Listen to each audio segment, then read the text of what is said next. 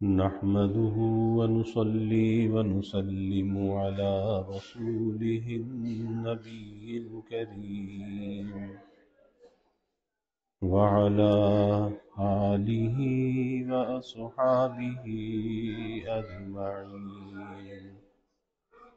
اللهم صل على سيدنا ومولانا محمد وعلى آل سيدنا ومولانا محمد وبارك وسلم صلاة وسلاما كثيرا كثيرا. توفیق الہی اپنے مرشد پاک کی برکت سے جمعے کی عشاء کی اس نشست میں ہفتے بعد امام غزالی رحمۃ اللہ علیہ کی کیمیائے سعادت کا درس چل رہا ہے. اس کتاب کا نواں اصول ہے باب الغرور والنخوت، کبر اور نخوت کے بارے میں، جس میں گزشتہ جمعے یہ بات چل رہی تھی کہ تکبر کے اسباب کیا ہیں، تکبر کس وجہ سے ہوتا ہے. تو اس کے اسباب میں سے بیان فرمائے کہ ایک تکبر حسن و جمال کی وجہ سے ہوتا ہے، خوبصورتی کی وجہ سے، اور یہ مرض عورتوں میں زیادہ ہوتا ہے. پھر اسی طرح سے ایک تکبر نسب کی وجہ سے، حسب نسب کی وجہ سے، کسی اچھے خاندان کا، اچھی قوم اور برادری کا. پھر اسی طرح سے ایک حسد جو ہوتا ہے، ایک تکبر جو پیدا ہوتا ہے وہ مال و دولت کی وجہ سے ہوتا ہے، مال و دولت. تو یہ تمام چیزیں ایسی ہیں کہ حسن و جمال ہو، علم و کمال ہو، اور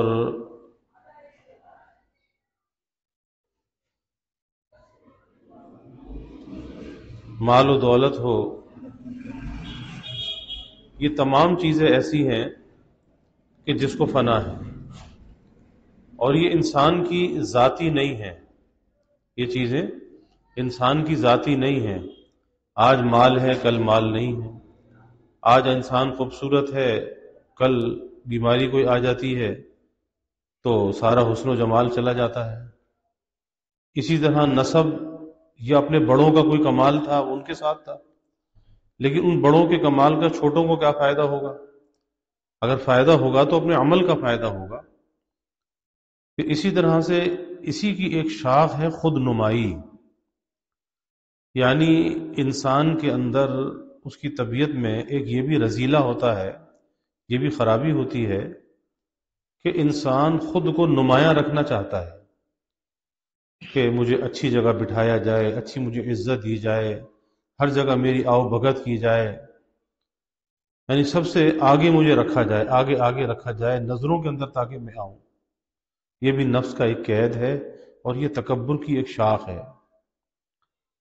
تو اس لیے فرماتے ہیں کہ رسالت مآب صلی اللہ علیہ وسلم کا ارشاد ہے کہ آدمی کے لیے 3 عادات باعث ہلاکت ہوتی ہیں. کون فرما رہے ہیں؟ اللہ کے حبیب صلی اللہ علیہ وسلم، کہ 3 عادتیں ہیں جو انسان کے لیے ہلاکت کا سبب ہے. ایک فرمایا کہ بخل. بخل کہتے ہیں کہ جہاں پر خرچ کرنا چاہیے وہاں پر بھی خرچ نہ کرے. طبیعت کے اندر اتنی تنگی ہو کہ اپنی ذات پہ خرچ نہ کرے، بیوی بچوں پہ خرچ نہ کرے، اور اللہ کی مخلوق پہ خرچ نہ کرے. مال کی محبت اتنی ہو کہ خرچ کرتے دل دکھتا ہو، بخل. اور حدیث میں آتا ہے کہ بخیل آدمی جنت میں نہیں جائے گا. اس لیے اس کا علاج یہی ہے کہ بھئی اللہ کے راستے میں خرچ کرو، اللہ کی مخلوق پر خرچ کرو. تو ایک فرمایا کہ بخل جو ہے یہ انسان کو ہلاکت میں ڈالنے والا ہے. اور دوسرے فرمایا کہ ہرس. اب ہرس بہت سی چیزوں کی ہوتی ہے. زیادہ زندہ رہنے کی ہرس ہے، زیادہ کھانے کی ہرس ہے، اچھا پہننے کی ہرس ہے، اسی طرح سے گھومنے پھرنے کی حرص ہے، اور یہ کیا ہے؟ یہ شہوات ہیں، یہ ساری شہوات ہیں، مال کی حرص ہے، منصب کی حرص ہے. تو حرص انسان کو ہلاکت میں ڈالنے والی ہے. بجائے حرص کے انسان کے اندر قناعت ہونی چاہیے کہ جو اللہ کی جانب سے اسے مل جائے، اللہ کی تقسیم پر یہ راضی رہے. جو مل گیا اللہ کی تقسیم پر راضی ہے. حرص سے اپنے آپ کو بچائے، کیونکہ حدیث شریف میں آتا ہے،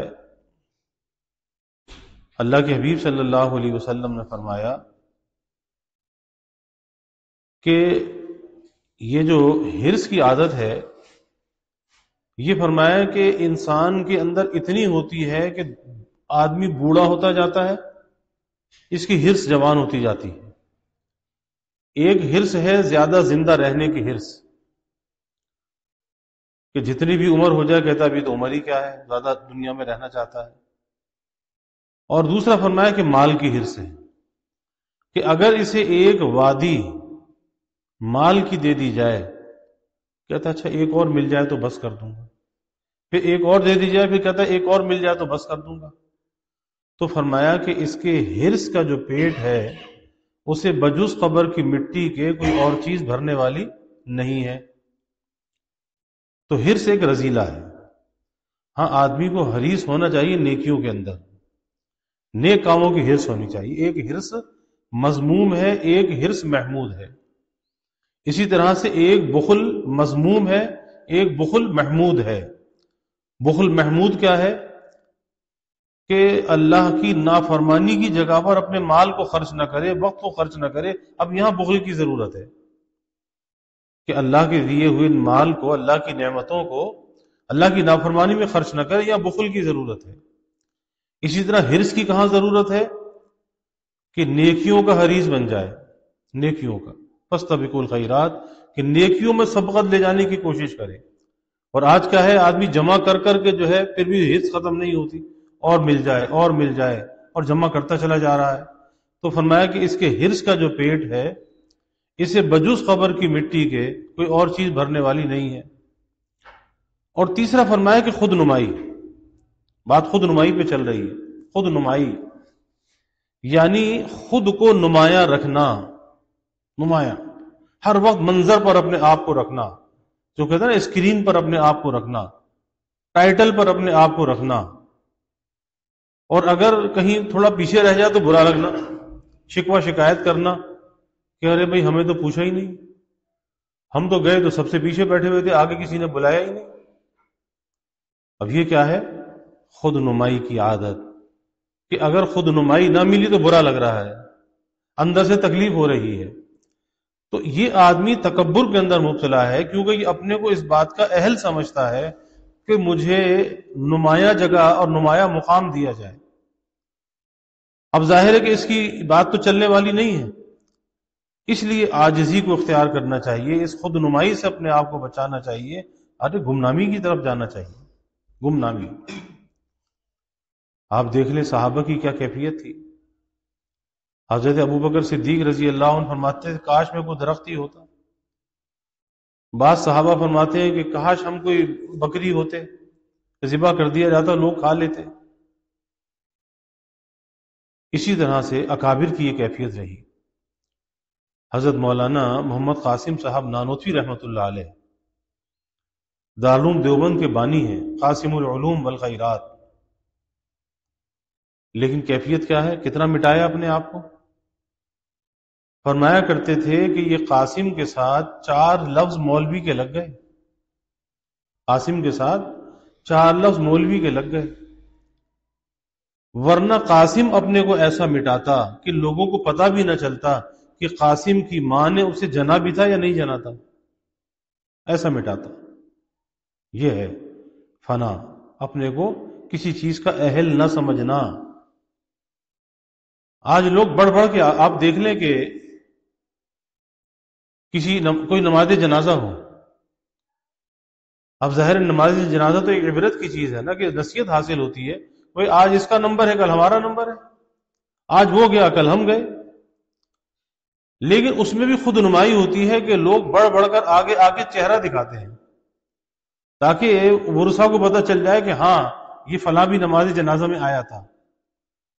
تو بھائی نماز جنازہ تو ایک دعا ہے اور مرنے والے کا حق ہے، تو جب آپ نے اس کے حق میں دعا خیر کر دی، اس کے حق کو ادا کر دیا، اگر ہمت ہے قبرستان چلے جائیے، نہیں ہے تو گھر جا کے بعد میں تعزیت کر لیجیے، لیکن وہی بات تھا کہ اس کو پتہ تو چل جائے کہ ہم آئے تھے، یہ خود نمائی ہے، خود نمائی ہے۔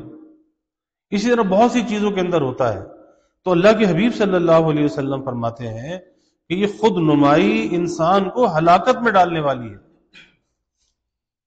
پھر فرمایا اور اگر تم لوگ گناہوں سے پرہیز بھی کرو تو مجھے ایک چیز کا خوف لگا رہتا ہے، اور وہ یہی خود نمائی ہے کہ گناہ سے بھی بچ رہا ہے لیکن خود نمائی کے اندر مبتلا ہے۔ ام المومنین سیدہ عائشہ صدیقہ رضی اللہ عنہا سے دریافت کیا گیا کہ آدمی بدکار کب ہوتا ہے؟ سوال کیا گیا آدمی بدکار کب ہوتا ہے؟ تو ام المومنین نے فرمایا کہ جب آدمی اپنے کو نیک سمجھنے لگے، اپنی پارسائی کا دعوے دار ہو جائے۔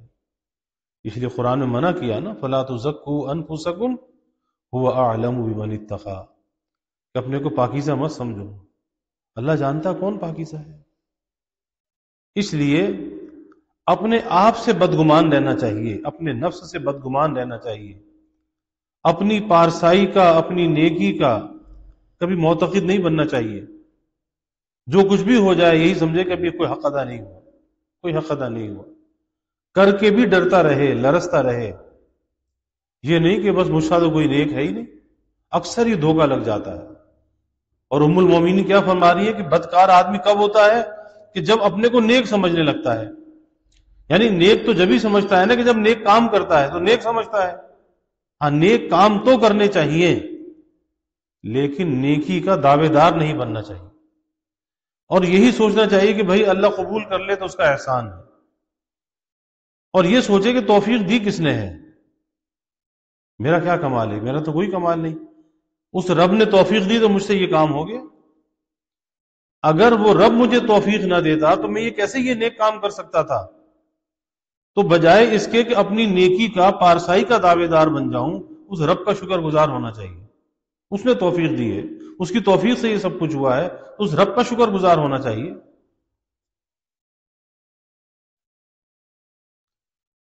حضرت مسعود رحمت اللہ علیہ کا مقولہ ہے کہ آدمی کی ہلاکت خود پسندی اور پاسبت میں مضمر ہے،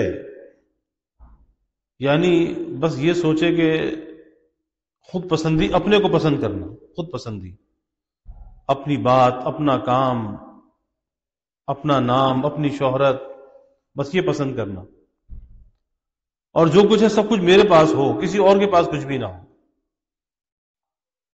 تو فرمایا کہ یہ آدمی کے لیے ہلاکت ہے، خود پسندی کے اندر، خود پسندی۔ کیونکہ خود پسندی کس کو کہتے ہیں؟ عجب کو کہتے ہیں، عجب کو۔ ایک تو ہے تکبر اور ایک ہے عجب۔ اب عجب میں دوسروں کی نفرت تو نہیں ہے، حقارت تو نہیں ہے، لیکن اپنے کو پسند کر رہا ہے۔ اپنے کو کیسے پسند کر رہا ہے کہ بھئی ہاں سب اچھے ہیں لیکن میں بھی تو کچھ ہوں نا۔ یہ کیا ہے؟ اپنے کو پسند کر رہا ہے، خود پسندی۔ اس لیے اس کا علاج جو ہے وہ شکر ہے، کہ آدمی شکر ادا کرے، اللہ کا شکر گزار بن جائے۔ فرمایا کہ بزرگوں کا مقولہ ہے کہ مایوس آدمی کوشش نہیں کرتا اور طلب سے بے نیاز بھی نہیں رہتا۔ یعنی ایک تو چیز ہے انسان اپنے اندر طلب پیدا کرے، طلب، سچی طلب، لیکن اس کے ساتھ ساتھ جو ہو جائے مایوس بھی نہ ہو۔ یعنی ایمان کیا ہے؟ ایمان امید اور خوف کے درمیان ہے۔ الایمان بین الخوف والرجاء، کہ اللہ سے امید بھی پوری پوری ہو اور اللہ کا ڈر اور خوف بھی پورا پورا ہو، نہ اللہ سے مایوس ہو اور نہ بے خوف ہو۔ کبھی مایوس ہو کر گناہوں کی طرف چلا جاتا ہے، کبھی بے خوف ہو کر گناہوں کی طرف چلا جاتا ہے۔ تو خوف بھی پورا پورا رکھنا چاہیے اور اللہ سے امید بھی پوری پوری وابستہ کرنی چاہیے۔ حضرت شبیر ابن منصور رحمت اللہ علیہ ایک دن نماز میں مشغول تھے، ایک شخص ان کو بڑا متعجب نظروں سے دیکھتا رہا۔ وہ نماز پڑھ رہے تھے اور ایک شخص ان کو بڑی تعجب کی نظروں سے دیکھ رہا تھا۔ آپ نے فراغت پا کر اس سے کہا کہ بھائی متعجب کیوں ہوتا ہے؟ یعنی میری عبادت کو دیکھ کر تجھے تعجب کیوں ہوتا ہے؟ تجھے معلوم ہے شیطان کی عبادات کا سر انجام کیا ہوا؟ یعنی عبادت ایسی چیز نہیں کہ تعجب کرنے لگے، شیطان نے بھی تو عبادت کی تھی، لیکن عبادت کے بعد کیا ہوا؟ اس کے اندر اپنی بڑائی کا دعویٰ آ گیا، اپنی پارسائی کا دعویٰ آ گیا، انا خیر من، کہ میں آدم سے بہتر ہوں، انا خیر من، دعویٰ کر دیا۔ وہاں یہ نہ دیکھا کہ رب کا حکم کیا ہے کہ سجدہ کر، نہیں کہا انا خیر من، میں ان سے بہتر ہوں۔ خلقتنی من نار و خلقتہ من طین، کہ ان کو مٹی سے بنایا، مجھے آگ سے بنایا، تو آگ مٹی سے بہتر ہے، میں کیوں سجدہ کروں؟ اور عبادت گزار کتنا بڑا کہ بعض جگہ آتا ہے کہ 8 لاکھ برس اس نے اللہ کی عبادت کی، 8 لاکھ برس، کتنا طویل اللہ کی عبادت کی، اور آسمانوں پر بڑا اس کا ایک نام تھا، اس کا عزت اور احترام تھا، فرشتوں کے اندر عزت اور احترام تھا۔ تو اب یہ کیا چیز ہے؟ اپنے نفس کا علاج ہے کہ ایک شخص شبیر ابن منصور رحمت اللہ علیہ کو نماز پڑھتا ہوا دیکھ رہا ہے، تعجب سے دیکھ رہا ہے کہ ماشاءاللہ کیسی نماز پڑھ رہے ہیں، ان کی نماز کتنی پیاری نماز ہے۔ انہوں نے جب اس کو دیکھا کہ تو بڑے تعجب سے دیکھ رہا ہے تو فوراً اپنے نفس کا علاج کیا کہ کہیں نفس میں بڑائی پیدا نہ ہو جائے، نفس میں بڑائی پیدا نہ ہو جائے، کیونکہ نفس بڑا شریر ہے کہ نفس خوش ہونے لگے، واہ واہ واہ واہ، میں تو ایسی نماز پڑھ رہا ہوں کہ لوگ بڑے تعجب سے دیکھ رہے ہیں۔ تو فوراً اپنے نفس کا علاج کیا کہ بھائی عبادت تو شیطان نے بھی کی تھی نا، لیکن انجام کیا ہوا کہ مردود ہو گئے۔ اس لیے اپنے نفس کی نگرانی سے کبھی غافل نہیں رہنا چاہیے۔ حضرت عمر رضی اللہ تعالی عنہ، سخت گرمی کا زمانہ اور پانی کا مشکیزہ لیے ہوئے لوگوں کے گھروں پہ پانی بھر رہے ہیں سخت گرمی کے اندر۔ مدینے کی گرمی کیسی ہوتی ہے؟ کسی نے کہا امیر المومنین یہ کیا ہے اتنی دوپہری کے اندر اور یہ کام؟ فرمایا کہ ہاں آج کچھ غیر ملکی سفرا آئے تھے، انہوں نے میرے نظام حکومت کی، نظام عدل کی تعریف کی، تو میں اپنے نفس کا علاج کر رہا ہوں کہ میرے نفس میں کہیں بڑائی پیدا نہ ہو جائے، اپنے نفس کا علاج کر رہا ہوں۔ تو یہی اپنے نفس سے کہا، اس کو جواب دیا کہ بھائی تجھے معلوم ہے کہ شیطان کی عبادات کا سر انجام کیا ہوا؟ آخر کار مردود ہو گیا، کس وجہ سے؟ خود پسندی کی وجہ سے، خود پسندی کی وجہ سے۔ اسی لیے مجدد تھانوی رحمت اللہ علیہ فرماتے تھے کہ بھائی دیگر سلاسل میں آخر قدم فنا ہے، لیکن فرمایا کہ میرے یہاں تو اول قدم فنا ہے، اول قدم فنا۔ اور فنا کس بمانا کہ جو اس طریق میں قدم رکھے، اپنی خودی اور خودرائی کو فنا کر کے قدم رکھے، خودرائی، اپنی رائے پہ چلنا، اپنے بڑوں کی بات کو نہ ماننا، اپنی رائے کو ترجیح دینا کہ بس جو میری سمجھ میں آئے وہ صحیح ہے، جو میری بات ہے وہ صحیح ہے، اور بڑا کچھ بھی کہہ رہا ہے، بڑے کی بات سمجھ میں نہیں آ رہی، خودرائی۔ اس لیے حضرت فرماتے تھے کہ خودرائی رائی کے دانے کے برابر نہ ہو۔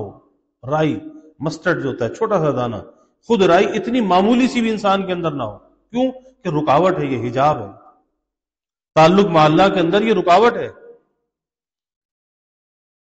تو کیا فرمایا کہ اس طریق میں یہ 2 چیزیں رکاوٹ ہیں، اللہ کی نسبت، اللہ کی معرفت کو حاصل کرنے میں جو اس راستے میں قدم رکھے، ان 2 چیزوں کو نکال کر قدم رکھے، فنا کر کے قدم رکھے۔ فرمایا ایک تو خود رائی ہے، اپنی رائے پہ چلنا، شیخ کہہ رہا ہے، باپ کہہ رہا ہے، ماں کہہ رہی ہے، کوئی بڑا کہہ رہا ہے، نہیں مانتا نہیں کسی کی، اپنی رائے پہ چلتا ہے۔ اپنی رائے پہ، خود رائی. ایسا آدمی کبھی فلاح نہیں پائے گا، پریشان رہے گا، کیونکہ یہ راستہ اپنے بڑوں کی مان کر چلنے کا ہے، اور یہ راستہ سوچنے کا نہیں ہے، تجویز کا نہیں ہے، یہ راستہ سونپنے کا ہے. سونپ دے، تفویض اختیار کرے، سونپ دے. نتیجہ کیا ہوگا؟ اللہ کے سپرد کر دے. اگر اپنی عقل کو دوڑایا نا، عقل کے گھوڑے، تو یہ عقل جو ہے نا یہ ٹھوکرے کھاتا رہے گا، ٹھوکرے کھاتا رہے گا، لیکن کہیں نکلنے کا راستہ نہیں ملے گا. تو اس خود رائی کو اپنے اندر سے نکالنا چاہیے. اس لیے حضرت فرماتے تھے کہ خود رائی رائی کے برابر نہ ہو. اور دوسرا فرمایا کہ یہ خود پسندی، خود پسندی، کیونکہ جب اپنے کو پسند کرے گا تو دوسروں کو برا سمجھے گا، دوسروں کے اندر خرابیاں نظر آئیں گی. اور ہونا کیا چاہیے کہ اپنے اندر خرابیاں نظر آئیں اور دوسروں کی خرابیوں سے صرف نظر کرے. صرف نظر کیسے صرف نظر کرے؟ مجدد تھانوی رحمۃ اللہ علیہ فرماتے تھے کہ اگر کوئی اجنبی شخص میرے پاس آتا ہے، اس کے اندر 99 خرابیاں ہوتی ہیں، 99 خرابیاں، ایک اچھائی ہوتی ہے، لیکن اجنبی آدمی ہے. فرمایا کہ میری نظر اس کی ایک اچھائی پر ہوتی ہے، ایک خوبی پر ہوتی ہے، اس کی 99 خرابیوں پر نہیں ہوتی. اگر ایک خوبی تو اس کے اندر ہے نا، شاید وہ ایک خوبی اتنی زیادہ کمال کی ہو، وہی اس کی نجات کا ذریعہ بن جائے. تو ایک خوبی پر نظر ہوتی ہے. لیکن فرمایا کہ اگر کسی شخص کا مجھ سے بیعت و تربیت کا تعلق ہے اور اس کے اندر 99 خوبیاں ہیں، ایک خامی ہے، تو میری نظر اس کی 99 خوبیوں پر نہیں ہوتی، ایک خرابی پر ہوتی ہے. کیوں کہ یہ ایک خرابی کیوں رہے؟ اگر اس سے صرف نظر کیا گیا تو پھر یہ خیانت ہوگی اس کے حق میں، اس تعلق کے حق میں خیانت، اس کے حق میں خیانت. کل اللہ پوچھ سکتا ہے کہ بھئی اس کی تربیت کی ذمہ داری تو تیری تھی، تو نے کیا کیا؟ اس کی خامی کو دیکھا اور خامی کو دیکھ کر صرف نظر کر لیا. تو اس لیے خود پسندی خطرناک رذیلہ ہے، خود پسندی. اور خود پسندی جس کے اندر ہوگی اس سے ہر کسی سے شکایت ہوگی، سب سے شکایت ہوگی، کسی کی بات پسند نہیں آئے گی، ہر وقت شکوہ ہوگا، شکوہ ہوگا، شکوہ ہوگا. تو فرما رہے ہیں کہ خود پسندی بڑے گناہوں کا موجب ہوتی ہے، خود پسندی بڑے گناہوں کا موجب ہوتی ہے، اور یہی تکبر کی بنیاد ہے. یہ خود پسندی تکبر کی بنیاد، اس کی فاؤنڈیشن خود پسندی، کہ آدمی اپنے کو سب سے اچھا سمجھتا ہے، سب سے اچھا، دوسرے اپنے گناہوں کو گناہ نہیں سمجھتا. نفس ہے نا، شریر ہے، کوئی گناہ کیا، نفس نے تعویل پیش کر دیا، ارے کیا ہوا، کوئی بات نہیں، کوئی بات نہیں، چھوٹی سی بات ہے، اس کے اندر حرج کیا ہے؟ تو اپنے گناہ کو گناہ نہیں سمجھ رہا، کیونکہ اپنا معتقد بنا ہوا ہے، اپنا اعتقاد اس کے اندر موجود ہے، اور دوسروں کی چھوٹی چھوٹی خرابیوں پہ اس کی نظر ہے. اپنے عیوب سے غافل ہے، دوسروں کے عیوب تلاش کر رہا ہے، تو اپنے گناہوں کو گناہ نہیں سمجھتا. فرمایا کہ خوف و ہراس خدا بندی کی جگہ اس کے اندر نڈر پن آ جاتا ہے. ایک تو ہوتا ہے نا کہ آدمی گناہ کر کے ڈرتا ہے کہ میں کسی بھی وجہ سے گناہ ہو گیا، لیکن اب اندر سے ڈر رہا ہے کہ بھائی اللہ کو جواب بھی تو دینا ہے، وہاں پہ سزا بھی تو ہوگی، پکڑ بھی تو ہوگی، اللہ کو کیسے جواب دوں گا؟ تو ایک اندر سے خوف ہے، ایک ڈر ہے، لیکن خود پسندی کی وجہ سے وہ اندر کا خوف نکل جاتا ہے اور اس کے اندر ایک نڈر پن آ جاتا ہے، بہادری، گناہ کر کے بھی ڈر نہیں رہا. کیا ہوا؟ کوئی حرج کی بات نہیں ہے. آپ دیکھ لیں سوشل میڈیا کتنی واہیات چیزوں سے بھرا ہوا ہے، ایسی ایسی واہیات چیزیں انسان سوشل میڈیا پہ ڈالتا ہے کہ جس کا تصور بھی نہیں ہے. کیا ہے؟ وہ نڈر ہو گیا، بے باک ہو گیا. گناہ کرتے کرتے اس کی جرت اتنی بڑھ گئی کہ اللہ سے بھی بے خوف ہو گیا، اب اللہ کا بھی ڈر اندر سے نکل گیا. اسی لیے کسی شاعر نے کہا، غالباً خواجہ صاحب کا شعر ہے، کہ گناہ کی جرأت ایک جرأت بے جا ہے ناداں، گناہ کی جرأت ایک جرأت بے جا ہے ناداں، کہ ارے گناہ کے اوپر جرأت کر رہا ہے، یہ کوئی جرأت کرنے کا کام ہے؟ جرأت کرنی ہے تو نیکی پر کرنا، گناہ پہ تو جرأت کر رہا ہے۔ تو گناہ کی جرأت ایک جرأت بے جا ہے ناداں، کیا کر رہا ہے تو؟ اتنا نادان ہے، تیرے اندر عقل نہیں ہے، شعور نہیں ہے۔ اخفائے گناہ کے پردے میں ایک مستور ندامت ہوتی ہے، اخفائے گناہ کے پردے میں ایک مستور ندامت ہوتی ہے۔ ایک تو وہ گناہ ہے جو علی الاعلان کیا جائے، علی الاعلان، یہ کیا ہے؟ گناہ تو ہے لیکن بغاوت بھی ساتھ میں ہے، اللہ کا ڈر اور خوف نہیں ہے، علی الاعلان گناہ کر رہا ہے، اپنا گناہ کر کے فیس بک پہ ڈال رہا ہے، انسٹاگرام پہ ڈال رہا ہے۔ اب اندازہ لگائیے، تو یہ گناہ پر جرأت کر رہا ہے نا۔ اور ایک ہے گناہ کرنا لیکن چھپ کے کرنا، چھپ کے گناہ کرنا، تو اس کو کہا کہ اخفائے گناہ کے پردے میں ایک مستور ندامت ہوتی ہے، اندر ایک ندامت چھپی ہوئی ہوتی ہے کہ چھپ کے گناہ کر رہا ہے لیکن ڈر بھی رہا ہے، اور اندر ایک ندامت موجود ہے، ایک پشیمانی موجود ہے۔ تو یہ اندر کی جو ندامت ہے، اندر کی جو پشیمانی ہے، یہ اندر کی ندامت اور پشیمانی سے توبہ کے دروازے پر لے جائے گی، یہ اندر سے اسے بے چین کرے گی، پریشان کرے گی کہ اللہ کو جواب دہ ہونا ہے نا، اللہ کے سامنے حساب بھی تو ہونا ہے، اور حساب بھی ذرے ذرے کا ہوگا، ذرے ذرے کا۔ فَمَن يَعْمَلْ مِثْقَالَ ذَرَّةٍ خَيْرًا يَرَهُ وَمَن يَعْمَلْ مِثْقَالَ ذَرَّةٍ شَرًّا يَرَهُ، ذرے ذرے کا حساب ہوگا۔ تو ڈرتا ہے، گھبراتا ہے۔ کتنے بڑے شخص امیر المومنین حضرت عمر رضی اللہ تعالی، لیکن وہ غیر ملکی سفیر آئے، انہوں نے تعریف کر دی مدینہ کے لوگوں کے گھروں پہ پانی بھر رہے ہیں، کسی نے امیر المومنین اتنی تکلیف برداشت کر رہے ہیں آپ؟ کہا کہ ہاں اپنے نفس کا علاج کر رہا ہوں، اپنے نفس کا علاج کر رہا ہوں۔ آج ہمارا نفس تو پھول کے کپا ہو گیا، کوئی فکر ہی نہیں، بس ہر چیز کے اندر وہ چاہتا ہے میری تعریف ہو، میری بڑائی ہو، اور اگر کوئی مذمت ہو جائے، کوئی برا کہہ دے تو برا لگ جاتا ہے۔ ارے اپنے کو برا کیوں نہیں سمجھتا، اپنے کو کمتر کیوں نہیں سمجھتا؟ میں سب سے برا، میں سب سے گھٹیا۔ تو گناہ کی جرأت ایک جرأت بے جا ہے ناداں، اخفائے گناہ کے پردے میں ایک مستور ندامت ہوتی ہے۔ تو ہمارے خود پسندی بڑے گناہوں کا موجب ہوتی ہے، کیوں کہ بے باکی آ جاتی ہے، نڈرپن آ جاتا ہے، اور یہی تکبر کی بنیاد ہے کہ آدمی اپنے کو سب سے اچھا سمجھتا ہے، دوسرے اپنے گناہوں کو گناہ نہیں سمجھتا، اور تیسرے خوف و ہراس خداوندی کی جگہ نڈرپن آ جاتا ہے، نڈرپن اس کے اندر آ جاتا ہے۔ اپنی تعریفیں کرتا ہے، اپنی تعریفیں خود کرتا ہے، خود کرتا ہے، میں نے یہ کیا، میں نے یہ کیا، میں نے یہ کیا۔ یہ نہیں کہ اللہ نے کرا دیا، اللہ نے یہ کرا دیا، اللہ نے یہ کرا دیا، اللہ کی مدد سے ہوا، اللہ کی توفیق سے ہوا۔ دونوں میں بڑا فرق ہے، زمین آسمان کا فرق ہے۔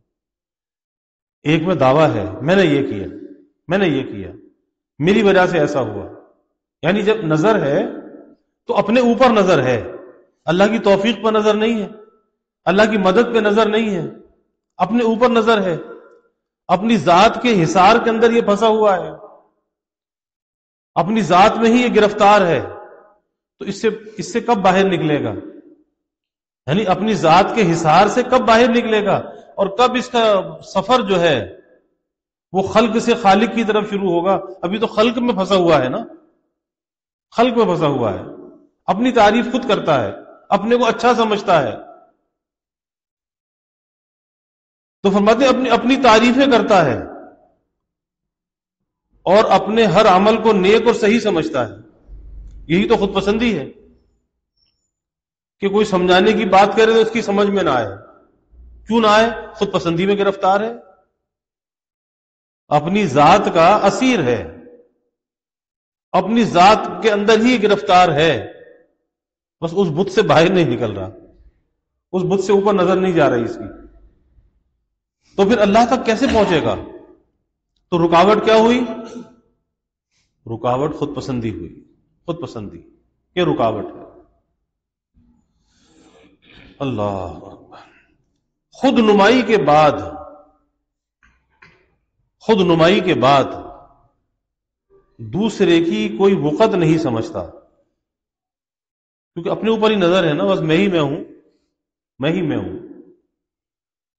تو پھر دوسرے کی، کیونکہ اپنے آپ کو اتنا بڑا بنا لیتا ہے، اسے سب چھوٹے نظر آتے ہیں، سب چھوٹے، سب میرے سے کمتر ہیں، سب یہ چھوٹے ہیں، بس بڑا تو میں ہی ہوں نا. تو یہ نہیں دیکھتا، اللہ کہتا ہے کہ میں سب سے بڑا ہوں. اللہ اکبر، اللہ سب سے بڑا ہے. لیکن یہ اپنی بڑائی کا دعوے دار ہے، اپنی بڑائی کا.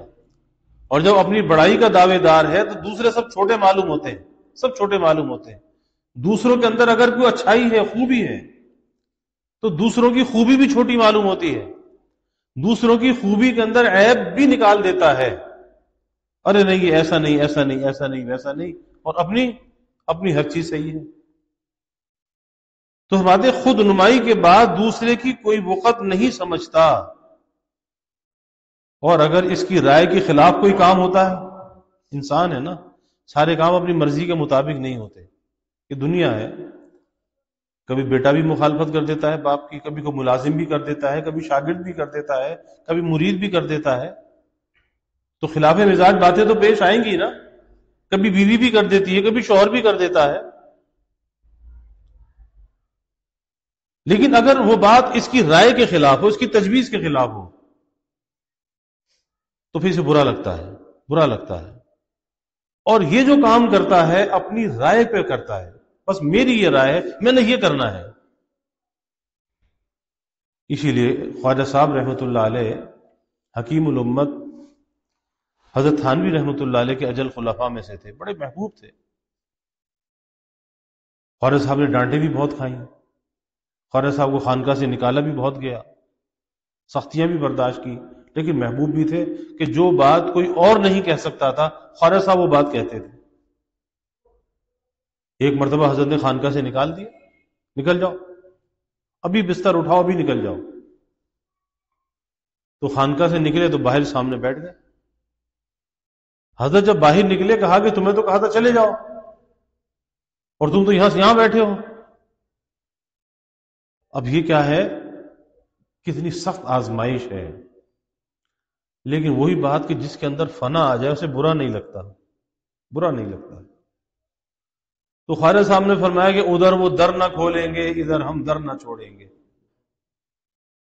ادھر وہ در نہ کھولیں گے، ادھر ہم در نہ چھوڑیں گے. حکومت اپنی اپنی ہے، ادھر اپنی ادھر ان کی. حکومت اپنی اپنی ہے، ادھر اپنی ادھر ان کی. تو یہ ہے محبت کا تعلق. تو خواجہ صاحب نے سوال کیا، حضرت تھانوی رحمۃ اللہ علیہ نے ان سے خواجہ صاحب سے کہا، خواجہ صاحب سے کہا کہ خواجہ صاحب اپنی رائے پر جمود نہ ہو، اپنی رائے پر جمود، جمنا، اپنی بات کی رٹ، بس یہی ہونا چاہیے، یہی ہونا چاہیے، یہ صحیح ہے. نہیں، فرمایا کہ اپنی رائے پر، اپنے قول پر جمود نہ ہو، جمنا نہ ہو. تو خواجہ صاحب نے سوال کیا کہ حضرت اس سے مراد کیا ہے؟ اس سے مراد قول حق ہے یا قول باطل ہے؟ اس سے کیا مراد ہے؟ تو مجدد تھانوی رحمۃ اللہ علیہ نے فرمایا کہ خواجہ صاحب کیا سمجھے، اتنی بات بھی نہ سمجھے. ارے فرمایا کہ قول حق پر بھی جمود نہیں ہونا چاہیے. قول باطل تو دور کی بات ہے، قول باطل پہ بھلا کوئی جمود ہو سکتا ہے؟ قول حق پر بھی جمود نہیں ہونا چاہیے. حق بات کہہ کر الگ ہو جاؤ، مانتا ہے مانے، نہ نہیں مانتا نہیں نہ مانے. لیکن وہی بات کہ اپنی رائے پر جمنا نہ ہو. اپنی رائے کیا ہے؟ اپنی تجویز ہے نا. تو اپنی تجویز پر جمنا نہ ہو. اور جو آدمی اپنی تجویز سے کوئی کام کرتا ہے نا، اپنی تجویز سے، وہ ترقی سے رکا رہتا ہے.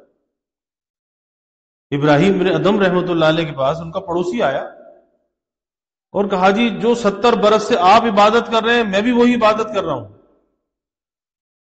آپ اتنے بڑے اللہ کے ولی ہیں تو مجھے تو فائدہ کچھ بھی نہیں ہوتا. آپ اتنے بڑے بزرگ ہیں ابراہیم نے ادم رحمۃ اللہ علیہ نے فرمایا کہ بھائی بات یہ ہے کہ تو جو عمل کر رہا ہے اپنی رائے سے کر رہا ہے، خود رائی اپنی رائے سے کر رہا ہے، تو تیرا جو عمل ہے، تیرا عمل تیرے روح کی غذا نہیں بن رہا، تیرے نفس کی غذا بن رہا ہے، اس لیے تو ترقی سے رکا ہوا ہے۔ ہاں تو کسی اللہ والے کے کہنے پہ چلتا، اپنی رائے کو فنا کرتا، اپنی تجویز کو فنا کرتا، تیرے لیے بھی ترقی کے راستے کھل جاتے، اور تھوڑا کر کے بھی کھل جاتے، اس سے کم کر کے بھی کھل جاتے، لیکن شرط یہ ہے کہ اپنی رائے کو تو فنا کرتا، اپنی تجویز کو تو فنا کرتا۔ اس لیے یہ اس طریق کے اندر اپنی تجویز سنکیا ہے، سب میں قاتل ہے۔ تجویز کو فنا کر کے تفویض کو اختیار کرنا چاہیے۔ تفویض میں راحت ہی راحت ہے کہ تفویض اختیار کر کے آدمی کبھی پریشان نہیں ہوتا، بلکہ پریشانی بھی مجدد تھانوی رحمۃ اللہ علیہ فرماتے تھے، ابھی 2 دن پہلے حضرت کے وعظ میں گزرا، فرمایا کہ پریشانی بھی لذیذ ہو جاتی ہے۔ حضرت نے فرمایا کہ میں یہ نہیں کہتا کہ پریشانی نہیں آئے گی، پریشانی آئے گی، لیکن تفویض کے بعد پریشانی بھی لذیذ ہو جائے گی، کیونکہ تجویز فنا ہو جائے گی نا۔ آدمی چاہتا ہے بس میں یہ چاہتا ہوں ایسا ہو جائے، ارے تیری مرضی چلے گی اللہ کی مرضی چلے گی؟ کس کی مرضی چلے گی؟ اللہ کی مرضی چلے گی، اللہ کا حکم جو ہے وہ چلے گا، اللہ کی مشیت غالب ہوگی۔ تو خود نمائی کے بعد ایک دوسرے کی کوئی وقت نہیں سمجھتا، اور اگر اس کی رائے کے خلاف کوئی کام ہوتا ہے تو اس طرف متوجہ نہیں ہوتا، بلکہ اس کو ذلیل سمجھتا ہے۔ یہ لوگوں کا مزاج ہوتا ہے کہ کوئی میرا بیٹا، میرا شاگرد، میرا مرید، میرا ملازم، میرا ماتحت میری مرضی کے خلاف کوئی بات نہ کرے، اور اگر کوئی بات مرضی کے خلاف ہو گئی ایک دم غصہ آ گیا، ایک دم جذبات آ گئے، اور غصے میں جذبات میں آپے سے باہر ہو گیا، فوراً چڑھائی کر دی، فوراً بولنے لگا، چیخنے چلانے لگا۔ یہ کیا ہے؟ خود پسندی ہے، خود نمائی ہے۔ اور اللہ کے حبیب صلی اللہ علیہ وسلم نے فرمایا کہ یہ مومن کے لیے ہلاکت کا سبب ہے، ہلاکت کا سبب ہے۔ اس لیے ہلاکت سے اپنے آپ کو بچانا چاہیے، کیونکہ یہ کس نے فرمایا؟ ہمارے محبوب صلی اللہ علیہ وسلم۔ اس کا حل یہی ہے، بھائی تفویض کو اختیار کر لو، اپنے بڑوں کی بات مان لو، اپنی تجویز کو، اپنی رائے کو پیچھے ہٹا لو،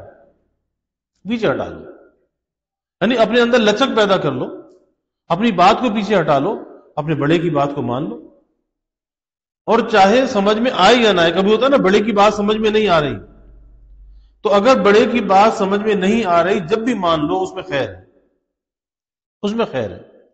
اگر اپنی رائے پہ چلا تو نقصان اٹھائے گا۔ اللہ تعالیٰ میں عمل کی توفیق عطا فرمائے، ہر قسم کی خود رائی سے، خود بینی سے، خود پسندی سے، خود نمائی سے، یہ ساری رکاوٹیں ہیں سلسلے اس راستے کی، اللہ ان رکاوٹوں سے ہماری حفاظت فرمائے، اپنی نسبت میں، اپنی معرفت میں اللہ تعالیٰ خوب ترقی عطا فرمائے۔ وآخر دعوانا الحمدللہ رب العالمین۔ الحمدللہ رب العالمین والعاقبۃ للمتقین والصلاة والسلام علی اشرف الانبیاء والمرسلین، اللہم صل علی سیدنا ومولانا محمد وعلی آل سیدنا ومولانا محمد وبارک وسلم۔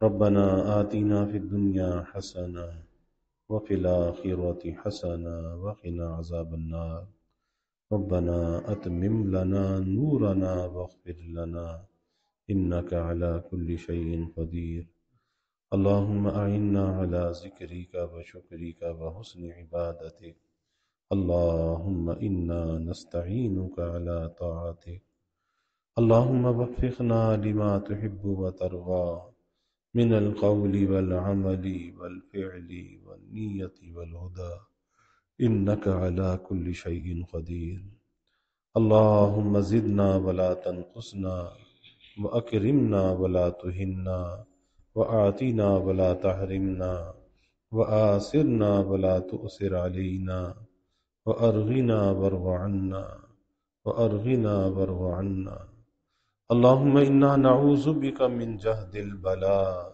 ودرک الشقاء وسوء القضاء وشماتة الأعداء. اللهم إنا نعوذ بك من زوال نعمتك وتحول عافيتك وفجاءة نقمتك وجميع سخطك. اللهم اغفر ذنوبنا واستر عيوبنا واشرح صدورنا واحفظ قلوبنا ونبر قلوبنا ويسر أمورنا وحسن مرادنا وتمم تقصيرنا. اللهم نجنا مما نخاف يا حفي الألطاف. اللهم أرنا الحق حقا وارزقنا اتباعه وأرنا الباطل باطلا وارزقنا اجتنابا. اللهم إنا نسألك العفو والعافية والمعافاة الدائمة في الدين والدنيا والآخرة والفوز بالجنة والنجاة من النار.